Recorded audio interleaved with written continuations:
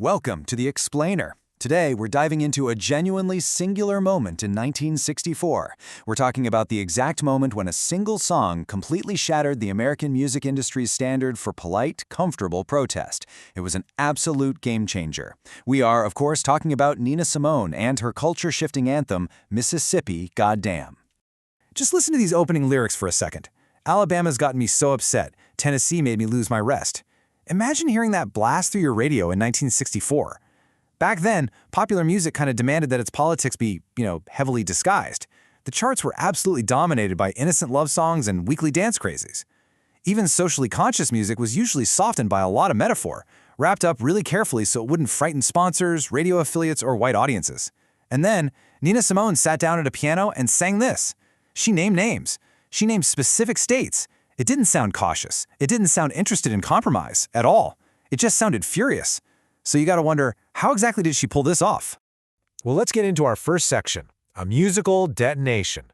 It's all about this incredible juxtaposition she created. First, you have the actual sound of the song, this incredibly cheerful musicality that borrows heavily from show tunes and bouncing cabaret rhythms.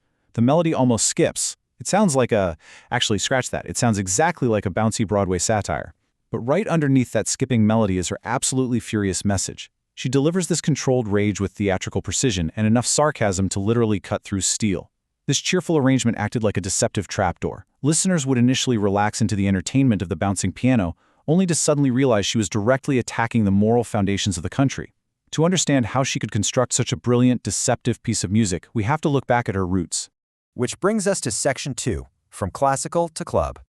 Her backstory is just wild. She was born Eunice Wayman in North Carolina, and she was already playing church organ by age 7.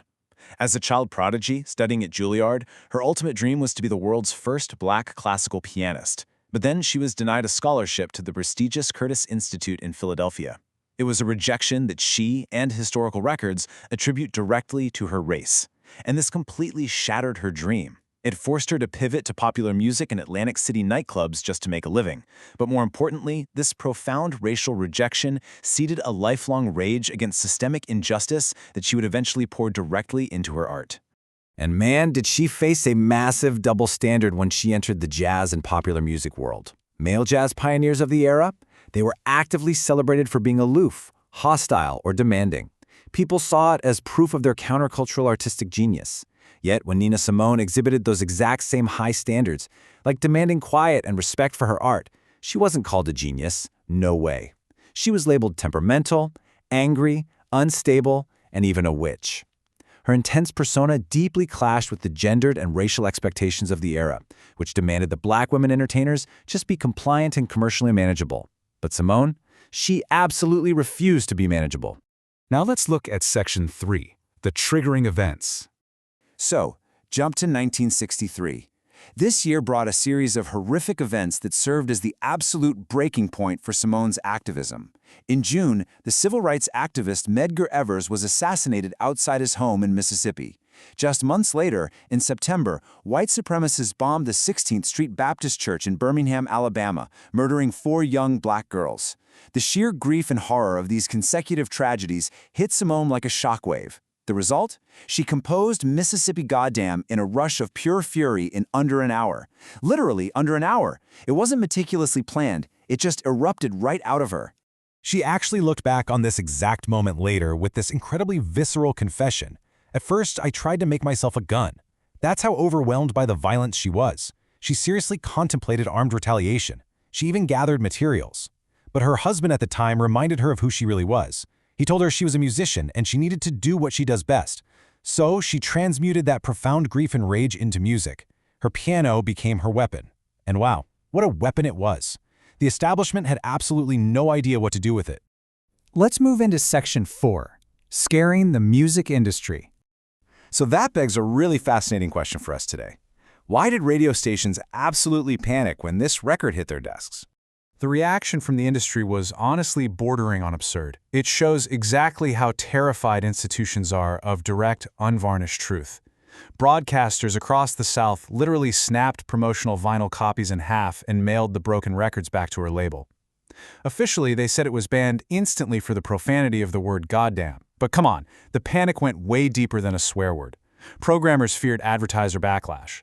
The song was simply too political for pop radio, too confrontational for easy listening, and frankly, too black for white-controlled stations. It outright refused to offer the symbolic, peaceful protest they felt they could safely absorb. Her lyrics specifically targeted gradualism. If you aren't familiar, that's the policy of gradual reform, rather than sudden change. And this is exactly what Simone openly mocked when she sang, "Do things gradually, but bring more tragedy." She was directly attacking the moderate audiences and politicians who were urging Black Americans to just have patience, while at the very same time, they were facing daily lethal violence. She wasn't interested in making anyone comfortable.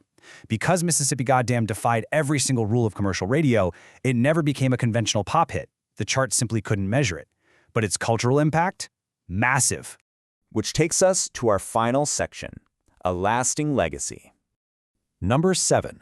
Despite failing on the commercial charts back in 1964, Mississippi Goddamn currently ranks number 7 on Rolling Stone's list of the 100 best protest songs of all time. That is a massive testament to the cultural blast radius this song left behind. The charts might have ignored her, but other musicians? Absolutely not.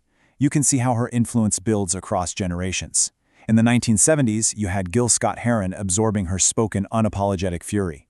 By the 1980s, Public Enemy was channeling that militant confrontation. And right through to modern hip-hop and soul artists today, you see her emotional directness. She proved once and for all that protest music didn't have to be acoustic and morally uplifting. It could be bitter, it could be theatrical, and it could be terrifying. Mississippi Goddamn permanently changed the emotional vocabulary of protest music. It proved that Black anger could exist in popular music without an apology or a disguise. And most importantly, and if you take one thing away from this explainer, let it be this, it forced listeners to confront a terrifying possibility. It proved that music doesn't just have to reflect culture, music has the power to actively accuse a culture. The song lost commercially, for sure, but it definitively won historically.